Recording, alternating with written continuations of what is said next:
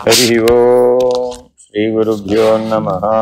हरि ओम ब्रह्मानंदं परमसुखदं केवलं ज्ञानमूर्तिं द्वन्द्वातीतं गगनसदृशं तत्त्वमस्यादिलक्ष्यम्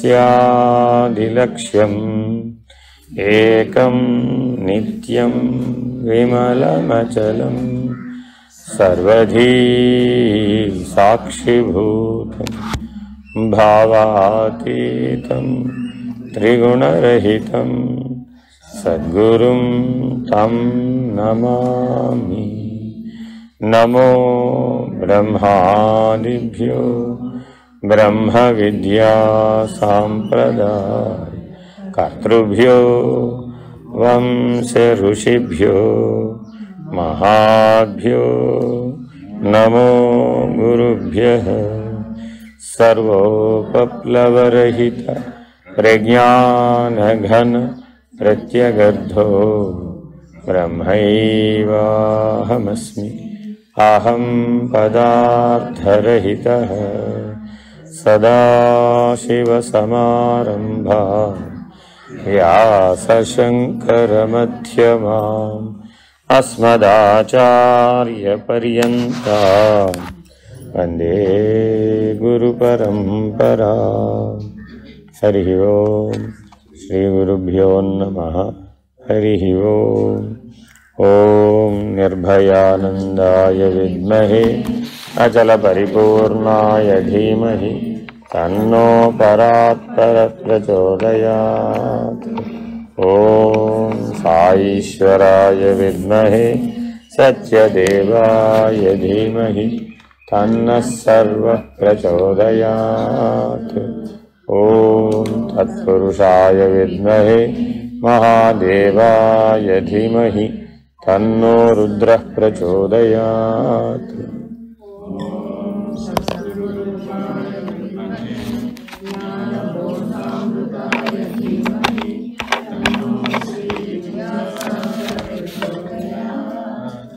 हरि ओम। यश्च साधन संपन्ना ईश्वरस्य प्रसादतः यज्ञादि कर्म करणात् सोऽधिकारी निरूप्यते। వేదాంత గ్రంథాలలో ఒక నడక ఉంటుంది. కొన్ని గ్రంథాలు మొదట అధికారిత్వాన్ని నిరూపించి, తర్వాత సాధనని నిరూపించి, ఆ తదుపరి సిద్ధిని నిరూపించి, ఆ సిద్ధి ద్వారా నిర్ణయం అయ్యేటటువంటి లక్ష్యాన్ని చివరికి నిరూపిస్తాయి. ఇది ఒక నడక. రెండవ నడక ఉంది. ముందు లక్ష్యాన్ని నిరూపించి తదుపరి కావాల్సినవన్నీ వరుస క్రమంలో చెప్పుకెళ్తారు. అదొక పద్ధతి. దీనికి ఉదాహరణ చెప్తాను. పతంజలి యోగ సూత్రాలు నేనుకోండి. మొదటి అధ్యాయం ఏమిటి? మొదటి అధ్యాయం ఏంటి? కైవల్యపాదం. మొదటి అధ్యాయం ఏంటండి? కైవల్యపాదం. అంటే ముందు లక్ష్యం చెప్పాడు. ఈ యోగ సూత్రాలను మీరు బాగా పాటించి యోగిగా మారితే మీరే లక్ష్యాన్ని అందుకోవచ్చు? కైవల్యానికి అధికారిత్వాన్ని పొందవచ్చు. జ్ఞానాదేవత కైవల్యం. అర్థమైందండి? కాబట్టి ఆ లక్ష్యాన్ని ముందుగా వివరించి తర్వాత వరుస క్రమంలో మిగిలినవన్నీ సాధన పాదం, సమాధి పాదం ఇలాగా వివరిస్తూ వచ్చారు. అలాగే వాసుదేవ మననం కూడా మొట్టమొదటి అధ్యాయంలో అధ్యారోప అపవాదం అనే లక్ష్యాన్ని మొట్టమొదట స్పష్టంగా తెలియచేసి వ్యష్టి సమిష్టి సృష్టి ఎలా ఏర్పడింది, వ్యష్టి సమిష్టి సృష్టి ఎలా ఏర్పడింది, పరమాత్మ ఈశ్వరుడు సమిష్టిలో ఎలా ప్రవేశించాడు, వ్యష్టిలో ఎలా ప్రవేశించాడు, జాగ్రత్తగా మనం తత్వజ్ఞానం దృష్టితో సమిష్టి లింగ శరీరం, వ్యష్టి లింగ శరీరం, సమిష్టి కారణ శరీరం, వ్యష్టి కారణ శరీరం, ఉపాదాన కారణం, నిమిత్త కారణం, సర్వకారణం ఇత్యాదులన్నింటినీ మనం పరిశీలించి కేవలము అధ్యారోపమే తప్ప ఉన్నది పరమాత్మయే. పరమాత్మ కంటే అన్యమైనది ఒకటి నీకు తోచిన ఉన్నదని అన్న, అనుభవమైనది అన్న అది అధ్యారోపమే. అంతే. మరి ఎలా పోతుందండి? అపవాదం చేస్తే పోతుంది. కాబట్టి అధ్యారోపమును అనగా ఏమి అంటే కార్యము కారణము కంటే భిన్నము. అపవాదం అంటే కార్యము కారణము కంటే భిన్నము కాదు అని నిరూపించటం. ఈ రెండు పనులు చేస్తే మనం ఎప్పుడు పరమాత్మ ఉన్నది పరమాత్మయే అనే జ్ఞానంలో ఉంటాం. జ్ఞానం అనగా ఏమి? ఉన్నది బ్రహ్మమే, ఉన్నది ఆత్మయే, ఉన్నది ఈశ్వరుడే, ఉన్నది పరబ్రహ్మమే, ఉన్నది బయలే లేదా పరబాహ్యమే అనేటటువంటి ఉన్నది మాత్రమే, ఉన్నది ఉన్నట్లుగా ఉన్నది మాత్రమే గణించబడుతుంది. లేనిది అంతే. కాబట్టి అలా దేని చేతైతే నిర్ణయం చేయబడుతుందో దానికే జ్ఞానం అని పేరు. దానికే జ్ఞానం అని పేరు. ఆ జ్ఞానాన్ని అందుకోవాలి అంటే మనకు అధికారిత్వం ఉండాలి. ఆ జ్ఞానాన్ని అందుకోవాలంటే అధికారిత్వం ఉండాలి. ఏ అధికారిత్వం లేకపోతే రాదా? రాదా? వేదాంత విచారణ యందు సాధన చతుష్టయ సంపన్నుడే అధికారి. అది ఎట్లనగా బృహస్పతి సవనంబునందు బ్రాహ్మణుడు ఎటుల అధికారియో, క్షత్రియ వైశ్యులు ఎటుల అధికారులు కారో, రాజసూయమందు క్షత్రియులు ఎటుల అధికారులు, బ్రాహ్మణ వైశ్యులు ఎటుల అధికారులు కారో, సోమయాగమందు వైశ్యుడు ఎట్లు అధికారియో, బ్రాహ్మణ క్షత్రియులు ఎట్లు అధికారులు కారో, అటులే వేదాంత విచారణ యందును సాధన చతుష్టయ సంపన్నుడే అధికారి. అర్థమైందండి? సరే, మీరు బాగా అనుభవం ఉన్నవాళ్ళు కదా అని మిమ్మల్ని పట్టుకెళ్ళి ఒక పెద్ద కాలేజీకి ప్రిన్సిపాల్గా వేసేసాం. ఏమండి? అది కూడా ఏ యూనివర్సిటీకి అఫిలియేషన్ ఉంది? కేంబ్రిడ్జ్ యూనివర్సిటీకి అఫిలియేషన్ ఉన్నటువంటి యూనివర్సిటీ కాలేజీకి ప్రిన్సిపాల్గా వేసేసాం. బాగుంటుందంటారా? బాగుంటుందంటారా? బాగుంటుందంటారా? బాగుందంటారు. పోస్ట్ బయట నేమ్ ప్లేట్ పెట్టుకోవడానికి బాగుంటుందంటారా? బాగుందంటారు. చూడండి, అసలు ఆ పేరు చెప్పగానే ఏమనిపించింది? అమ్మ మనకు వద్దులేండి బాబు, మనం సరిపోవు దానికి. మనలో మనకి ఏమనిపిస్తుంది? మనం సరిపోం బాబు దానికి. ఈ సరిపోకపోవడమే అధికారిత్వం లేకపోవడం. యాజ్ సింపుల్ అది.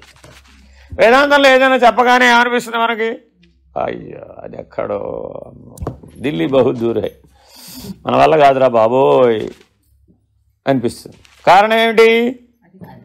మనం సరిపోము దానికి. అర్థమైందండి?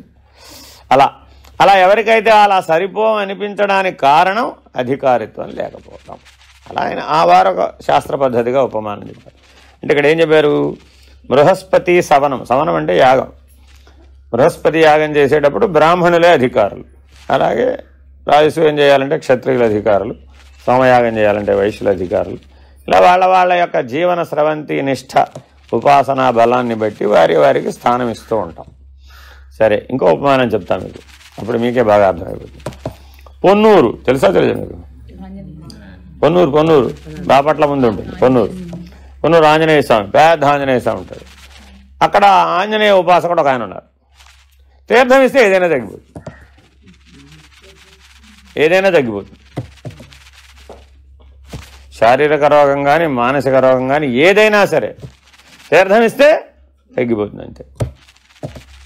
కానీ రోజుకి 4 ఇస్తాడు అంతే. ఆయన పద్ధతి అది, ఆయన పరిమితి అది. సరే, అక్కడెప్పుడు క్యూ ఉంటుంది, పెద్ద క్యూ ఉంటుంది. తెలుసుగా మీకు, ఇది బయట ప్రపంచంలో అందరికీ తెలుసు కాబట్టి అక్కడ పెద్ద క్యూ ఉంటుంది. అంతేనా కదా? కానీ ఆయన రోజుకి 4 ఇస్తాడు. అది కూడా ఎప్పుడు ఇస్తాడు? సూర్యోదయాత్ పూర్వం వచ్చి ఉన్న వాళ్ళకి ఇస్తాడు. మనం వెళ్ళాలి కదా సూర్యోదయాత్ పూర్వం, అంతేనా కదా? మరి సూర్యోదయాత్ పూర్వం వెళ్ళాలంటే ఏం చేయాలి? ముందు రోజు రాత్రే వెళ్ళిపోయి అక్కడే స్నానపానాదులు ముగించేసి, బయట ఒక బోరో ఏదో ఉంటుంది అక్కడే స్నానపానాదులు ముగించేసి అంతా రెడీ అయిపోయి ఆ లైన్లో ముందు కూర్చుంటారు అనమాట. ఆ మొదటి 4 ఎవరో అదృష్టవంతులు అక్కడ చూసుకుంటారనమాట. ఆ 4 సీట్లు అయిపోగానే మిగిలిన వాళ్ళు ఏమంటారు? వాళ్ళకి మనకి లేదు, రేపు మళ్ళీ రేపు ట్రై చేస్తాడు. మళ్ళీ అప్పుడు కూడా అవ్వకపోతే మళ్ళా రేపు అలా ట్రై చేస్తూనే ఉంటాడు వాడి వంతు వచ్చేదాకా. ఇప్పుడు ఆయన ప్లేస్లో నేనుంటేనా రోజుకు 400 మందికి ఇచ్చేసేవాడిని.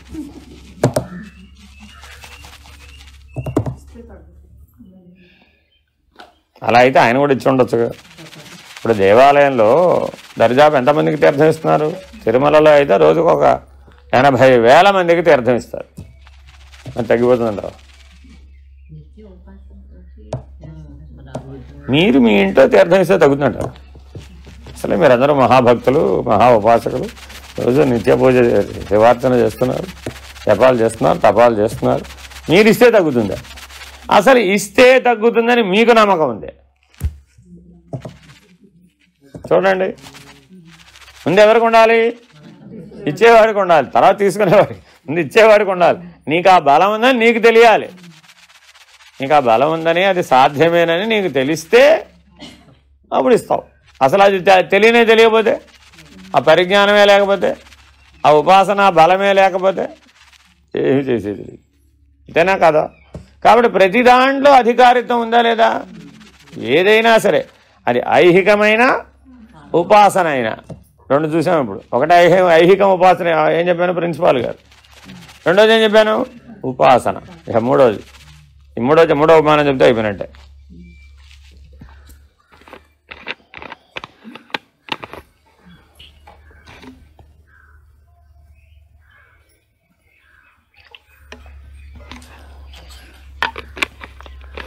తంజావూరు బృహదీశ్వరాలయం కట్టి ఎంతకాలం అయింది? అయిందా? సరే. ప్రతి 100 సంవత్సరాలకు ఒకసారి అక్కడ మహాకుంభాభిషేకం నిర్వహిస్తారు. చాలా వందల సంవత్సరాలు అయిపోయింది కాబట్టి ప్రతి సంవత్సరం చేయరు. ప్రతి 100 సంవత్సరాలకు ఒకసారి మహాకుంభాభిషేకం చేస్తారు. అక్కడికి స్వామీజీలని, మండలేశ్వరులని, వాళ్ళని పిలుస్తారు. మిమ్మల్ని కూడా, మీరు కూడా అటువంటి వాళ్ళేనని వాళ్ళు తెలుసుకుని మిమ్మల్ని, మీలో ఎవరైనా ఒకరిని పిలిచారు అనుకోండి, అయ్యా బాబు మహాకుంభాభిషేకం బృహదీశ్వరాలయానికి చేస్తున్నాం, దయచేసి తమరు రండి అని పిలిచారు అనుకోండి. అప్పుడు మీకేమనిపిస్తుంది? కృష్ణ కృష్ణ నారాయణ నారాయణ వాసుదేవ. మనం చాలం. వెంటనే మనకేం స్ఫురించింది? మనకి అధికారిత్వం లేదు, మనం చాలం. వెంటనే అనిపించలే? ఇది మీకు అర్థమైపోతుంది అనమాట. అందుకని ఇట్లా ఉపమానం ఎందుకు చెప్తానంటే ఆ సిద్ధాంతం స్పష్టంగా అర్థమైపోతుంది అనమాట. అలాగే బ్రహ్మజ్ఞానం పొందాలి అంటే, పరబ్రహ్మం అనే నిర్ణయాన్ని పొందాలంటే అధికారిత్వం ఉండాలి. ఆ అధికారిత్వం సాధన చతుష్టయ సంపత్తితో వస్తుంది. సాధన చతుష్టయ సంపత్తి అంటే ఏదో మన వాళ్ళు ఫటాఫట్ ఇటు 4 పేజీలు, అటు 4 పేజీలు చదివేస్తాం. నిత్యానిత్య వస్తువేగం 4 పేజీలు, ఇహముత్రార్థ ఫలభోగ విరాగం 4 పేజీలు, సమాధి షట్క సంపత్తి ఒక 4 పేజీలు, ముముక్షత్వం 4 లైన్లు. చూసుకోండి మీరు కావాల్సి వస్తే. సాధన చతుష్టయ సంపత్తిలో ముందన్నీ 4 పేజీలు ఉంటాయండి. ముముక్షత్వం దగ్గర వచ్చేప్పుడు 4 లైన్లు ఉంటుంది అంతే. అవి చదివేసి ఆ పాఠం వచ్చేసింది అనుకోండి, మనకు బాగా అర్థమైందా? సాధన చతుష్టయ సంపత్తి వచ్చిందా? బాగా వచ్చేస్తుంది బాబు, వచ్చేస్తుంది. మరి అది వస్తే ఫలితం ఏమొచ్చి ఉండాలి? అయమాత్మ బ్రహ్మం అయిపోయి ఉండాలి అంతే. పరబ్రహ్మం అనే, సర్వం ఖల్విదం బ్రహ్మం అనే నిర్ణయం అయిపోయి ఉండాలి. అలా అనుభవ నిర్ణయం అయ్యి ఉండాలి అంటే ఆ సాధన చతుష్టయ సంపత్తి ఉండాలి. అంటే ఈ మాట ఎందుకు చెప్తున్నానంటే, 2000 సంవత్సరాల్లో నేను నరసాపురం అనే మండలంలో పనిచేశాను. అక్కడ ఒక అచల సిద్ధాంతం గురువు గారు ఉన్నారు. సరే, మేమేదో మామూలుగా ఎడాపెడా అంటుంటాం కదా, మీరు అచలం అంటున్నారు, ఆగండి, మనకి దగ్గరనే ఒక అచల గురువు గారు ఉన్నారు, మా స్టాఫ్ ఆయన పట్టుకొచ్చారు. సరే, ఏదో పరిచయ కార్యక్రమాలు పూర్తయినాయి. ఆయన నాతో చర్చ పెట్టాడు. ఒక 3 గంటలు చర్చ పెట్టాడు. ఏమయ్యా, ఎందుకని ఆ మాట ఎందుకు చెప్తున్నానంటే, అది ఇప్పుడు అమలు చేయవలసిన అగత్యం వచ్చింది నాకు. అందుకని 3 ఏళ్ల నుంచి అట్లా అమలు చేస్తున్నాను. నువ్వేం చెప్తావు ఏంటో అడిగాడు. నేను కేవలం పై విషయమే చెప్తానండి, ఓంకారం ముందు 0 పెట్టడం ఎలాగో అదొకటే చెప్తానండి, ఇంకా వేరే ఏం చెప్పనండి, వేరే ఏం చెయ్యనండి అని ఏదో చెప్పుకొచ్చా. సరే, అంతా విన్నాడు ఆయన. విని, నీ దగ్గరకు వచ్చిన వాడికి సాధన చతుష్టయ సంపత్తి లేదనుకో అయ్యా, ఇప్పుడు వాడికి నువ్వు, నేను కేవలం పరబాహ్యం గురించే చెప్తాను, ఎరుక విడవడం గురించే చెప్తాను, 0 ముందు, ఓంకారం ముందు 0 పెట్టడమే చెప్తానంటే మరి వాడు ఎప్పటికి అందుకుంటాడు? అందుకోడు కదా. మరి వాడికి సాధన చతుష్టయ సంపత్తి వచ్చేటట్లుగా చేసే బాధ్యత నీది కాదా? ఏదో మహానుభావుడివి, బాగా చదువుకున్నావు, బాగా పుస్తకాలను చదివేసావు, గ్రంథాలు తిరగేసేసావు, ఏదో మంత్రాలు తిరగేసేసావు, నీకన్నీ తెలుసనే కదా వాడు వచ్చాడు. వాడికి ఏబీసీడీలు రాకపోవచ్చు, కానీ వాడికి ఏబీసీడీలు నేర్పవలసిన అగత్యం నీకు ఉందా లేదా? నిన్ను ఆశ్రయించినప్పుడు నువ్వు ఎంపిక చేసుకోలేదుగా, వాడు నిన్ను ఎంపిక చేసుకున్నాడు. నువ్వు ఎంపిక చేసి ఉంటే టెస్ట్ పెట్టి ఎంపిక చేసుకోవచ్చు. వాడు నిన్ను ఎంపిక చేసుకున్నప్పుడు వాడి రీతిలో వాడు టెస్ట్ పెట్టి వాడికి తగ్గుపాటి గురువు నువ్వని వాడు ఎంపిక చేసుకున్నాడు. మరి ఇప్పుడు నేను ఏబీసీడీలు నేర్పను, పో వేరే గురువు దగ్గరికి పో అంటే అది మరి ధర్మానికి వ్యతిరేకం కదా. కాబట్టి నువ్వు ఏబీసీడీల నుంచి పిహెచ్డీ దాకా చెప్పాల్సిందే. నీకు పిహెచ్డీ వస్తే మీ మనవడికి ఎట్లా అయితే కూర్చోబెట్టి ఏబీసీడీ నుంచి చెప్తున్నావో, మీ అబ్బాయికి ఎట్లా అయితే ఏబీసీడీ నుంచి చెప్పావో, గురువుకి శిష్యులు అందరూ బిడ్డలే కాబట్టి ఎటువంటి వాడు వచ్చినప్పటికీ కూడా నువ్వు కాదంటానికి వీల్లేదు. వాడికి ఏబీసీడీ అయితే ఏబీసీడీ నుంచే చెప్పాలి, పిహెచ్డీకి పనికి వస్తే పిహెచ్డీ చెప్పాలి.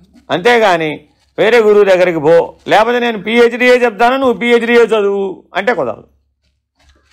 ఎందుకని వాడికి ఏమీ రాకుండా పిహెచ్డీ చెప్పి అదొకటే చదవమంటే అలా కూడా ఉన్నాయి ఇప్పుడు మన స్కూళ్ళు. ఆ చివరి పాఠం ఒకటే చెప్తారు, ఈ ముందు ఏమీ చెప్పం. అప్పుడేమైంది, ఆ 20 పేజీల పాఠం వస్తుంది, ఇంకా జీవితంలో వాడికి ఏమీ రాదు. ఎప్పుడు చెప్పినా ఆ 20 పేజీలే గొప్ప చెప్తాడు. మరి దానివల్ల ఏం ప్రయోజనం లేదు, వాడికి లేదు. పైగా సంవత్సరంలో అతను ఏమైపోతాడు, 20 పేజీలు చదవడానికి సంవత్సరం ఎక్కువ కదా, సంవత్సరంలో బోధాధికారి కూడా అయిపోతాడు. ఏం బోధిస్తాడు, సేమ్ కాపీ పేస్ట్. 20 పేజీలు నేను బాగా బట్టి పట్టాను, నువ్వు కూడా బట్టి పట్టు. నిద్రలో లేపడిగినా కూడా టకటకా చెప్పాలంటే, ఒక అక్షరం అవతలకి చెప్పినా ఊరుకోను, ఒక అక్షరం మానేసినా ఊరుకోను. అర్థమైందండి? మరి ఇలా అయితే అప్పుడు వస్తుందా, అలా బ్రహ్మజ్ఞానం వస్తుందా, అలా పరబ్రహ్మ నిర్ణయం అవుతుందా? అలా అవ్వదు కదా అని నా చేతిలో ఒక పుస్తకం పెట్టాడు. ఇదంతా చెప్పి ఏమిటో తెలుసు, అది అచల సాధన సోపానము. అంతే, 30 పేజీలు ఉంది ఆ పుస్తకం. అంతే. మా శిష్యులందరినీ ఇదిగో ఇది చదవమంటాను, నువ్వు కూడా ఇది చదువు అన్నాడు. అంటే నేను అప్పటికి ఇంకా మనం గురు పౌర్ణిమలు వైబ్రెంట్గా నిర్వహించే స్థాయికి రాలా. 2000 సంవత్సరం మీకు గుర్తుండే ఉంటుంది. 2002 నుంచి ఎప్పటి నుంచో ప్రారంభించాం. 2010-11కు వచ్చేటప్పటికి ప్రతి సంవత్సరం రెగ్యులర్గా నిర్వహించాం. ఆ నిర్వహణ వెనకాల బ్యాక్గ్రౌండ్ చెప్తున్నాను అన్నమాట. ఆ అచల సాధన సోపానం చదివితే అందులో కేవలం సాధన చతుష్టయ సంపత్తే ఉందంటే ఇంకేమి లేదు ఆ 30 పేజీలు. ఇదేముందంటే సాధన చతుష్టయ సంపత్తే కదా, అంతకుమించి ఏమి లేదు కదా అన్న. ఆయన అక్కడ కూర్చుండగానే టకటకా తిరగేసి ఇది ఎందులో అదే ఉంది కదా, ఇంకేం లేదన్న. అదేనయ్యా, అది ఉంటే అన్నీ ఉన్నట్టే, అది లేకపోతే ఏమీ లేనట్టే. అది ఉంటే అన్నీ ఉన్నట్లే, అది లేకపోతే ఏమీ లేనట్టే. అంటే అర్థం ఏమిటి, ద్వైతానికి సాధన చతుష్టయ సంపత్తే. అంటే పదార్థ జ్ఞానాన్ని పొందాలన్నా సాధన చతుష్టయ సంపత్తే.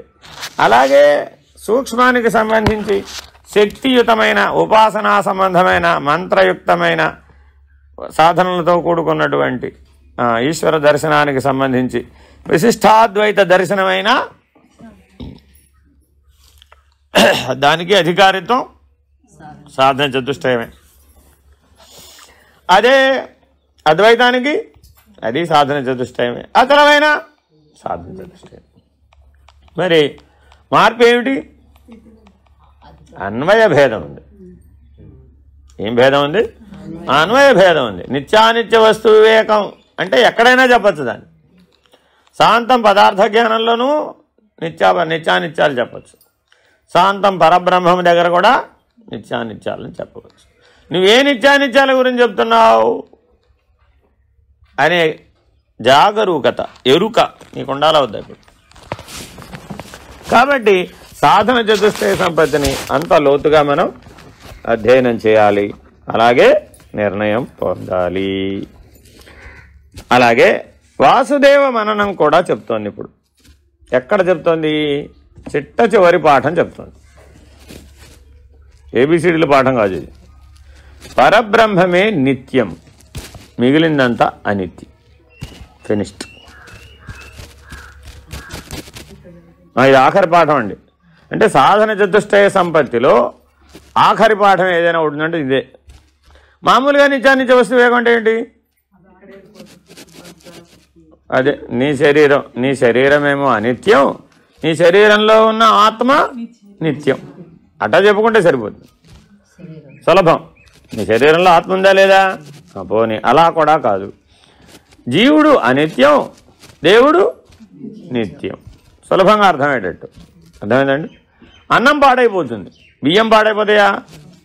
అన్నం కంటే బియ్యం ఎక్కువ కాలం అంటే, కానీ బియ్యం కూడా పాడైపోతాయి. బియ్యం పాడైపోతాయా, వడ్లు పాడైపోతాయా? బియ్యమే తొందరగా పాడైపోతాయి, వడ్లు తొందరగా పాడవు. కానీ వడ్లు కూడా తొందరగా పాడైపోతాయి. వడ్లు పాడైపోతాయా, నేల తొందరగా పాడైపోతుందా? వడ్లు పాడైపోతాయా తొందరగా, నేల తొందరగా పాడైపోతుందా? వడ్లే తొందరగా పాడైంది. వడ్ల కంటే నేల ఎక్కువ కాలంలో పాడైపోతుంది. పాడవకుండా ఏముండదు, కానీ ఎక్కువ కాలంలో పోతుంది. అంతేనా కదా? కాబట్టి ఈ సృష్టిలో ప్రతిదీ ఎట్లా ఉంది? ఒకదానికంటే ఒకటి, ఒకదానికంటే ఒకటి. ఇది దాని మీద ఆధారపడింది అనుకోండి, ఈ ఆధేయం తొందరగా పోతుంది. ఇది అనిత్యం. ఆధేయమంతా అనిత్యం, ఆధారం నిత్యం. అమ్మయ్య, ఈ సూత్రాన్ని పట్టుకోవాలన్నమాట. ఇప్పుడు మనం నిత్యానిత్యాలు తెలుసుకోవాలంటే ఏం చేయాలి? ఆధార ఆధేయ విమర్శ చేయాలి. చేస్తే నిత్యానిత్యాలను నిర్ణయించవచ్చు. అర్థమైందండి? ఆధారము నిత్యం, ఆధేయము అనిత్యం. ఉందా లేదా? అనిత్యం అనేది ఉందా లేదా? ఎప్పటికీ లేదు. అనిత్యం యొక్క లక్షణం ఏంటి? ఎప్పటికీ లేదు, శాశ్వతముగా అది లేదు. ముందు తెలియాలి, తర్వాత తాత్కాలికంగా ఉందో లేదో తర్వాత సంగతి. ముందు శాశ్వతముగా లేనిదేదో అది అనిత్యం, శాశ్వతముగా ఉన్నదేదో అది నిత్యం. అర్థమైందండి? నిత్యానిత్యముల గురించి విమర్శించేటప్పుడు ఇంత స్పష్టతతో తెలియాలి. ఆధారమేదో అది నిత్యం, శాశ్వతముగా ఉన్నదేదో అది నిత్యం, ఆధేయముగా ఉన్నదేదో అది అనిత్యం, అశాశ్వతమైనది శాశ్వతముగా లేనిదేదో అది అనిత్యం. సరే, ఇంతకీ 4 మీకు తెలిసిన నేను చదవలేదా? ఏమిటది? నిత్యానిత్య వస్తు వివేకం, ఇహాముత్రార్థ ఫలభోగ విరాగం, సమాధి షట్క సంపత్తియు, ముముక్షత్వము అను నివియే సాధన చతుష్టయము. సరే, ఒక్కొక్కటి విచారం చేస్తున్నాం మనం. సరే, ఇంకో మెట్టెక్కుదాం అవతలకి. బ్రహ్మమే నిత్యము, జగత్ అనిత్యం. బ్రహ్మము నిత్యము, జగత్ అనిత్యం. ఎందుకని? బ్రహ్మము ఆధారము, జగత్ ఆధేయము. బ్రహ్మము శాశ్వతము, జగత్తు అశాశ్వతము. ఇక్కడ దాకా బాగా అర్థమైనట్టే అనిపిస్తుందా? అనిపిస్తుంది. ఓకే, ఇంకో మెట్టెక్కి చూద్దాం, అప్పుడు కరెక్ట్ అనగా తెలిసిపోతుంది. పరబ్రహ్మము సత్యము, ప్రపంచము మిథ్య. అది ఉన్నట్లు తోచుటయే కానీ వాస్తవముగా లేదు. బ్రహ్మ భిన్నము కాదు, బ్రహ్మ భిన్నము కాదు అనేటిదే నిశ్చయము. ఈ నిత్యానిత్య వస్తువేగం వల్ల మనకు ఒక నిశ్చయం కలుగుతుందట. ఏమిటది? There is no division. ఏ ముక్కలయ్యే అవకాశం లేదు. అర్థమైందండి? బ్రహ్మమే జీవుడయ్యింది, ఇన్ని ముక్కలుగా అవలేదు. బ్రహ్మమే పంచభూతాలు అయ్యింది, అవలేదు. బ్రహ్మమే పంచభూతాత్మకమైన సృష్టి అయ్యింది, అవలేదు. బ్రహ్మం ఎప్పుడు బ్రహ్మమే. దశావతారాలు రావచ్చు, పోవచ్చు. విష్ణువు ఎప్పుడు విష్ణుడే, అంతే. అక్కడే ఉన్నాడు మహానారాయణుడు. ఆయనేం కదలేదు, ఆయనేం మారలేదు, ఆయనేమో మొక్కలు అవ్వలేదు. పోనీ ఈ మొక్కలన్నీ వెళ్ళి ఆయనలో కలవాలేదు. అర్థమైందండి? ఆయనలో నుంచి రావడం వల్ల ఆయన ఏం తగ్గిపోలేదు, ఆయనలో వెళ్ళి కలిసిపోయినాయనంటే మళ్ళా పెరగలేదు. ఏ మార్పు లేదు, ఏ కదలిక లేదు. కేవలం వాళ్ళందరూ ఎలా ఉన్నారు? ఉన్నది ఉన్నట్లుగా ఉన్నారు. నిత్యం ఎప్పుడు ఎలా ఉంటుంది? ఉన్నది ఉన్నట్లు ఉండిపోయాను. అనిత్యం ఎలా ఉంటుంది? లేనిది లేకనే పోయాను. ఇది నిత్యానిత్యం యొక్క లక్షణం. కాబట్టి సార్వదేశికముగా, సార్వకాలికముగా, ఏమాత్రం మార్పు లేకుండా, ఏ కదలిక లేకుండా, ఏ శబ్దము లేకుండా, తాను ఉన్నాననే ప్రకటన లేకుండా ఉన్నదేదో అదే పరబ్రహ్మము, అదే నిత్యము. కనీసం నేనున్నాననదు, నీవున్నావనదు, తాననదు, నేనన్నదు. అర్థమైందండి? తడిమి చూద్దామంటే సత్యము కాదు అంటే అర్థమేంటి? స్పర్శ జ్ఞానంతో చెప్పలేం.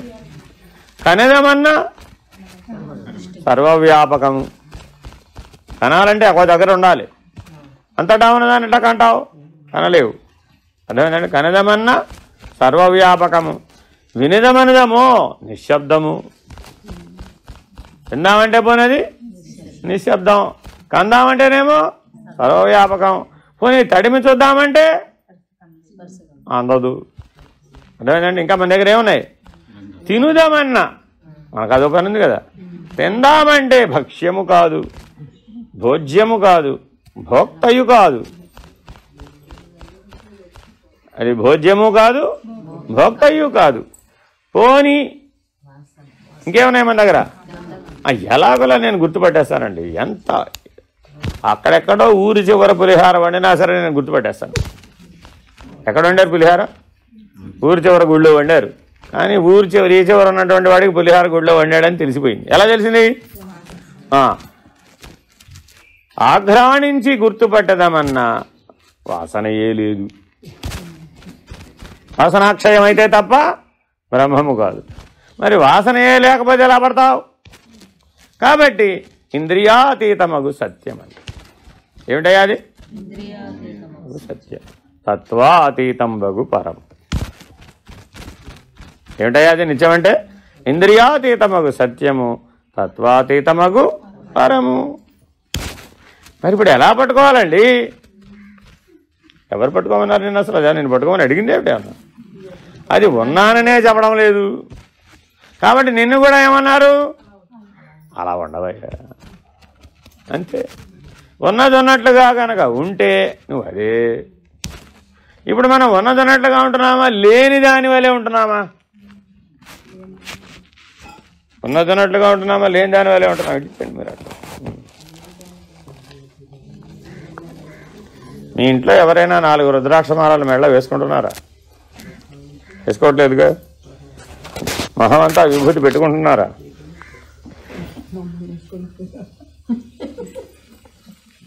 మహాభక్తులు అనిపించుకోవడానికే కదా మీరు వాళ్ళకంటే భిన్నంగా ఉన్నారు. మహాభక్తులను అనిపించుకోవడానికే కదా ఇవన్నీ చేస్తున్నారు. ఈ వన్య చిన్నెలని ఎరుకవే కదా. మరి ఎరుకంటే లేనిది కదా.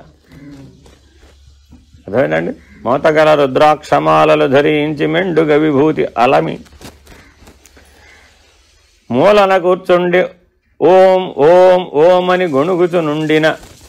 మన జపం చేయడం ఏమిటండి? గొడగడం. అర్థమైందండి? ఏం చేసాం మనం? మోతగల రుద్రాక్షమాలలు. ఇలా అంటే మోత వస్తుందనండి. మోతగల రుద్రాక్షమాలలు ధరించి మెండుగ విభూతి నలమి. మెండుగ విభూతిని మేని నలమి మూలన కూర్చుండి ఓం ఓం ఓం అని గొణుగుచునున్న తాను పరబ్రహ్మగుని. తన్ను తా కనుక అని ముందు అక్కడ క్లాజ్ ఉంది. తన్ను తా కనుక తాను పరబ్రహ్మం బగుని. అంటే ఇప్పుడు ఇవన్నీ చేయాలా మానేయాలా? అంటే అవన్నీ మార్చాలి. మీరు చేయిస్తున్నారు కదండి. అంత అన్యాయం పాడుగాను. ఎన్ని సంవత్సరాలు మా టైం అంతా వేస్ట్. అవన్నీ మానేసి ఏనాడో మేము హాయిగా ఉన్నాం. ఇప్పుడు మళ్ళీ అవన్నీ చేయించి ఇలా చేశారేంటండి మమ్మల్ని. కాబట్టి ఇప్పుడు అవన్నీ మానేసినా కూడా ఏమన్నా పరబ్రహ్మం తెలిసిందా? తెలియలేదుగా. పోనీ ఇవన్నీ చేస్తేనన్నా తెలుస్తుందేమోనని ప్రయత్నం చేస్తాం. పిల్లవాడిని స్కూల్కి పంపించడం వేస్ట్. మరి పంపించకపోతే చదువు ఎట్టా వస్తుంది? ఎట్టా వస్తుంది? ఇవాళ ఈ కాలంలో స్కూల్కి పంపిస్తే చదువు కంటే మిగిలినవే ఎక్కువ నేర్చుకుంటున్నారండి. అందుకని స్కూల్కి పంపడం వేస్ట్. అప్పుడు వాడికి చదువు కూడా రాలేదుగా. స్కూల్కి పంపిస్తే వేరేవేవో నేర్చుకుంటున్నాడని అసలు స్కూల్కే పంపకపోతే ఏవీ రావు. అర్థమైందండి? కాబట్టి జాగ్రత్తగా సదాచారాన్ని మానివేసే స్కూల్లో చేరకూడదు. మనం ఏ స్కూల్లో చేరకూడదు? సదాచారాన్ని మానివేసే స్కూల్లో చేరకూడదు. ఎప్పటికైనా సత్వం సంజాయితే జ్ఞానం. వెంటనే ఫలితాలు ఇచ్చినా రాపోయినా కనీసం సత్వగుణం ఏదో ఒక రోజుకి గుణాతీత స్థితికి చేరుతుంది. అర్థమైందండి? అందుకని నిత్యానిత్య వస్తు వివేకం కావాలి అనుకున్న వాళ్ళందరూ ఏ దృష్టిని కలిగి ఉండాలి? పరబ్రహ్మమే సత్యము, అన్యము మిథ్య. పరబ్రహ్మమే సత్యము, అన్యము మిథ్య. ఈ ఎర్ర వస్త్రానికి దారాలు ఎర్రగా ఉండాలా వద్దా? దారాలు ఎర్రగా ఉండాలా వద్దా?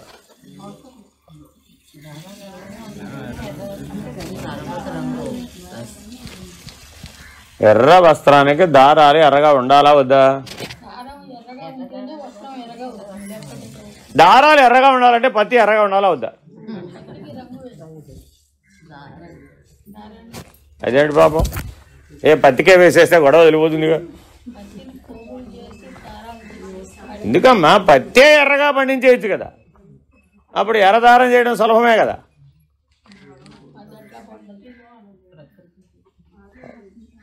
మనం పండిద్దాం. అది హైబ్రిడ్ అట. అంటే ఇట్లా ఆలోచించవచ్చు, ఆలోచించకూడదా? అలాగే అనేక రంగుల పత్తి ఒకే చెట్టుకు కాస్తే సరిపోతుంది కదా.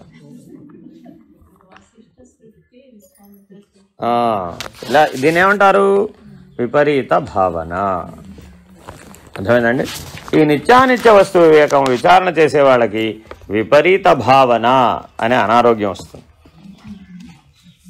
అర్థమైందండి? జాగ్రత్తగా ఉండాలి మనం. ఎందుకంటే ఇంత గొడవ, అసలు హాయిగా తిని పడుకునేదాన్ని.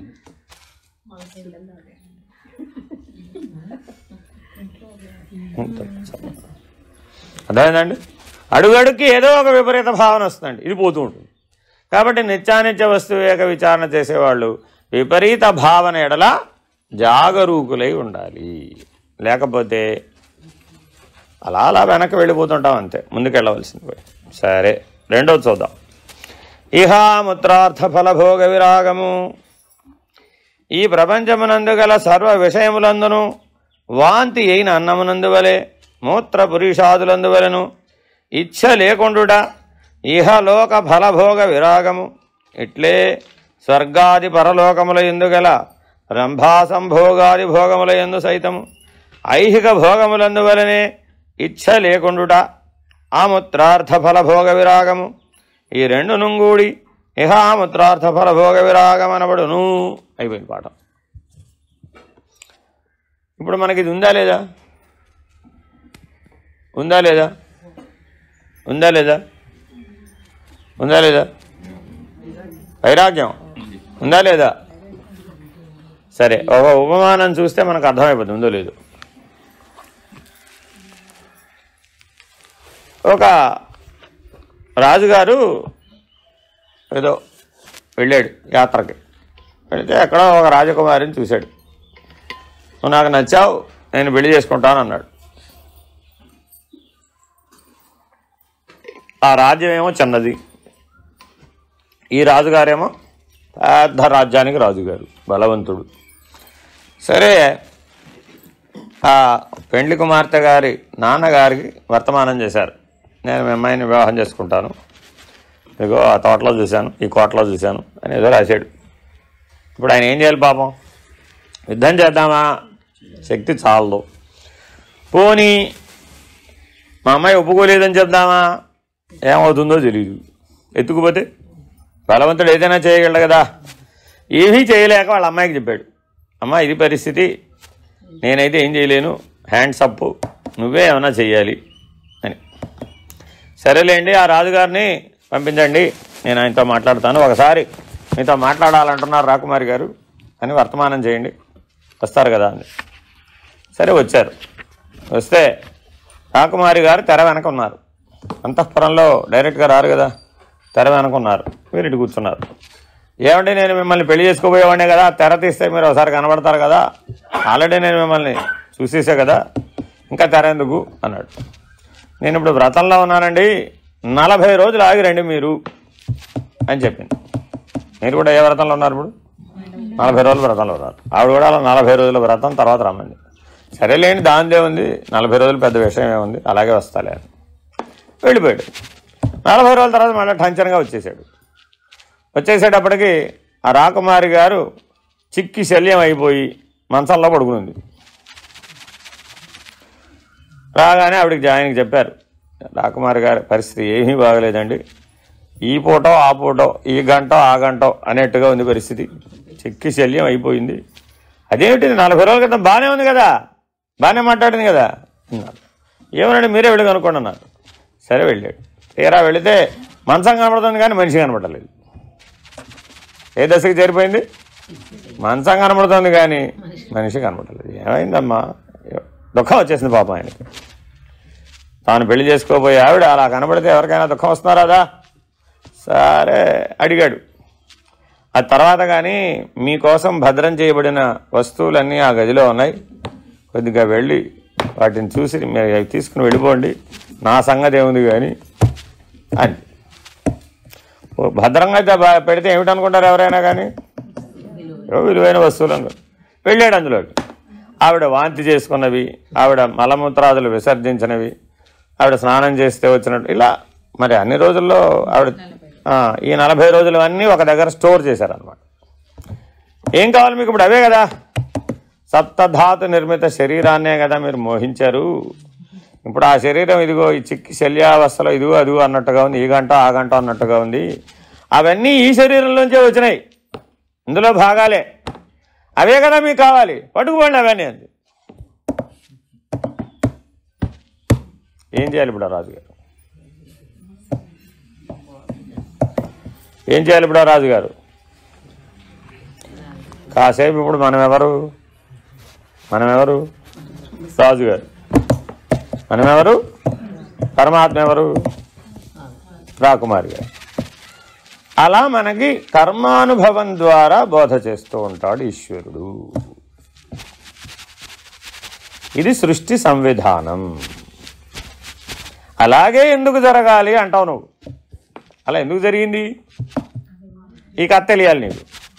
ఈ హేముత్రార్థ ఫలభోగ విరాగం నీకు లేదు కాబట్టి అది నీకు సహజంగా జీవితానుభవంలో వచ్చేటట్లుగా కర్మసూత్రం నిర్మించబడింది. అంతే. రాలేదు, ఓకే పర్వాలేదు, ఇప్పుడేం పోయింది, ఇంకోసారి ట్రై చేద్దాం. కర్మానుభవం నిన్నేం వదిలిపెట్టదు. ఎప్పటికైనా కర్మానుభవం నిన్ను ఎక్కడికి తీసుకెళ్ళి విడిచిపెడుతుంది? వైరాగ్యం అనే లక్షణం దగ్గర విడిచిపెడుతుంది. అప్పుడే మనం స్థిరంగా పట్టుకోగలుగుతాం. మిగిలినప్పుడు స్థిరంగా రాదు. ఎవరికైతే వైరాగ్యం స్థిరంగా ఉంటుందో వాడికి వివేకం స్థిరంగా ఉంటుంది. ఎవరికైతే వివేకం స్థిరంగా ఉంటుందో వాడికి వైరాగ్యం స్థిరంగా ఉంటుంది. ఏదైనా ఎలా అయినా పర్వాలా, కానీ రెండు మాత్రం కావాలి. వివేకము కావాలి, వైరాగ్యం కూడా కావాలి. కాబట్టి మీకు ఏదైనా కావాలని అనిపించగానే జనం నుంచి మరణం లోపల వెంటనే మీకు ఏం గుర్తు రావాలి? ఇహముత్రార్థ ఫలభోగ విరాగం గుర్తుకు రావాలి. అర్థమైందండి? అది లేకపోతే నిత్యానిత్య వస్తు వివేకం నిలబడదు. Very very important. అర్థమైందండి? చాలామంది విచారణ చేస్తారు కానీ వైరాగ్యం దగ్గర మైనస్ మార్కులే, 0 కూడా కాదు, మైనస్ మార్కులు. ఉదాహరణ చెప్తా మీకు. రోజు మీరు మేకప్ చేసుకోవాలా వద్దా? వేదనగర్లో